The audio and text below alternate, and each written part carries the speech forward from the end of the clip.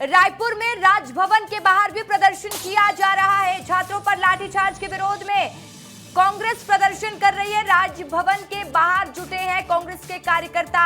राजभवन के बाहर पुलिस बल की तैनाती की गई है। आप देखिए, देश की राजधानी दिल्ली के साथ भोपाल में प्रदर्शन शुरू हुआ।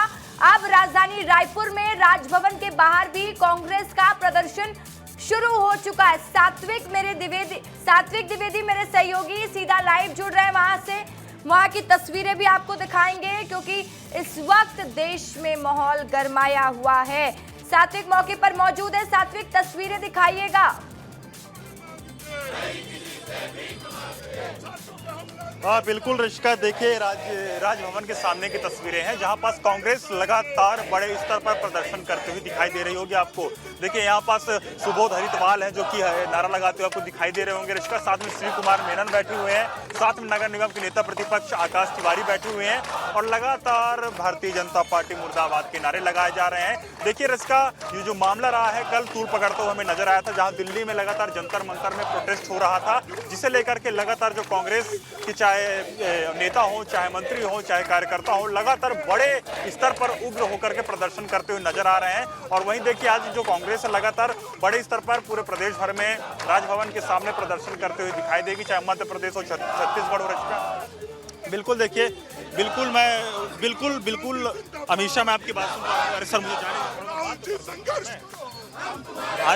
सुबोध जी, लगातार आप लोग प्रदर्शन कर रहे हैं, क्या भी आप लोग प्रदर्शन कर रहे हैं। कल जंतर मंतर में बहुत बड़ा हादसा भी देखने को मिला, लगातार प्रोटेस्ट कर रहे हैं, आप लोग कैसे देख रहे हैं? देखिए, जिस प्रकार से इस देश के युवाओं की, इस देश के छात्रों की आवाज को दबाने का प्रयास किया जा रहा है, उन पर हमला किया जा रहा है, उनके साथ मारपीट की जा रही है, नीट के पेपर लीक हो रहे हैं, धर्मेंद्र प्रधान को और नरेंद्र मोदी को जिम्मेदारी लेनी चाहिए।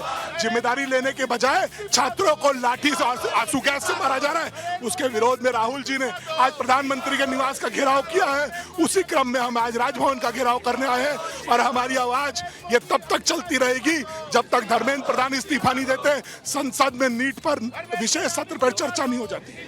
देखिए, जब तक धर्मेंद्र प्रधान इस्तीफा नहीं देते तब तक इनकी जो मांगे हैं लगातार ये करते रहेंगे और इनका कहना है कि धर्मेंद्र प्रधान के इस्तीफा देने के बाद ही इनका जो उग्र आंदोलन है वो खत्म होने वाला है। इसका श्री कुमार मेनन जी भी हमारे साथ जुड़ गए हैं।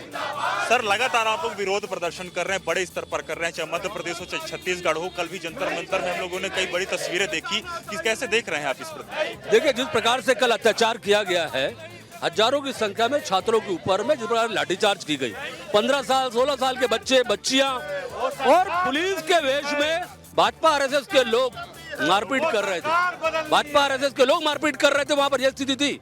और भाजपा आरएसएस के लोग अगर पुलिस के वेश में आकर काम कर रहे हैं, इससे बड़ा शर्मनाक क्या होता है? अमित शाह, जिनका अपना विभाग है, दिल्ली पुलिस अमित शाह के अंडर में रहती है, और वहां पर अगर अत्याचार इस प्रकार से छात्रों के खिलाफ हो रहा है तो कांग्रेस पार्टी सड़क पर, राहुल गांधी जी दिल्ली में बैठे हैं और हम लोग यहाँ पर राज्यपाल निवास सामने में सड़क में बैठकर विरोध व्यक्त कर रहे हैं। उन छात्रों का समर्थन कर रहे हैं जो शिक्षा नीति में बदलाव करने की बात करते हैं और देश में क्रांति चाहते हैं पूरे देश के अंदर। बिल्कुल ऋषिका, देखिए ये देश में क्रांति चाहते हैं और उसी को लेकर के बड़ा उग्र प्रदर्शन करते हुए दिखाई दे रहे हैं आपको। मैं आपको चारों तरफ की तस्वीरें दिखाता हूँ। हमारे ज्ञानेंद्र जी ने कहा, एडिटर इन चीफ, की चारों तरफ की तस्वीरें तुम दिखाओ। तो बिल्कुल ज्ञानेंद्र जी, देखिए चारों तरफ की अगर आप तस्वीर देख पा रहे होंगे कि मैं भी इस वक्त राजभवन के जस्ट सामने ही मौजूद हूँ और लगातार कांग्रेस के जो समर्थक हैं, कार्यकर्ता हैं, चाहे नेता हो, लगातार प्रदर्शन कर रहे हैं अपनी 3 मांगों को लेकर के। लगातार उनका कहना है कि धर्मेंद्र प्रधान इस्तीफा दे और वही जो कल बच्चों के ऊपर, जो छात्रों के ऊपर जो कल लाठीचार्ज देखने को मिला था, उसी को लेकर के कह रहे हैं कि एफआईआर जो दर्ज कराई गई है उस एफआईआर को रद्द कर दिया जाए, यानी कि एफआईआर को वापस ले लिया जाए। देखिए ज्ञानेंद्र जी, लगातार मैं देख पा रहा हूं जो संख्या है लगातार कांग्रेस के कार्यकर्ताओं की बढ़ते जा रही है। लगातार जो कार्यकर्ता है नारे लगा रहे हैं कि बिल्कुल देखिए, तो लगातार जो आप देख पा रहे हो तस्वीरों पर जो लोग हैं,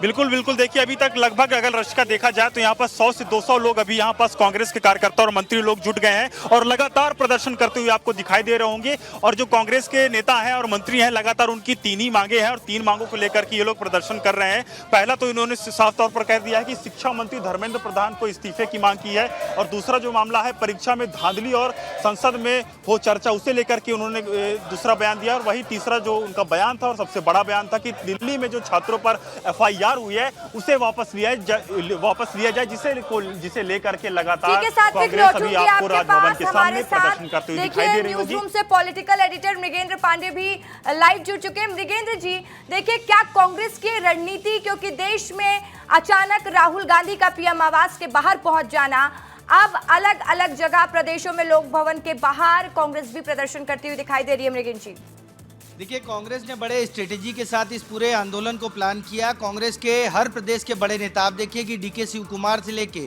छत्तीसगढ़ में भूपेश बघेल हो या आदिवासी बहुत सारे नेता, ये सब दिल्ली कल ही पहुंच गए थे और आज के प्रदर्शन में सब शामिल हैं। इसके साथ ही कांग्रेस ने जब प्रदर्शन किया और शाम को राहुल गांधी को हिरासत में लिया गया, उसके बाद कांग्रेस ने देश के सभी राज्यों के राजभवन के घेराव का कार्यक्रम जारी किया। उसमें 3 मांग थी, जो सात्विक बता रहे थे, वही मांग थी कि धर्मेंद्र प्रधान का इस्तीफा हो, छात्रों पे जो एफआईआर हुआ है उसे वापस लिया जाए। कुल मिलाकर कांग्रेस बहुत सुनियोजित तरीके से देश में इस तरीके के आंदोलन को आज लीड करती हुई नजर आ रही है।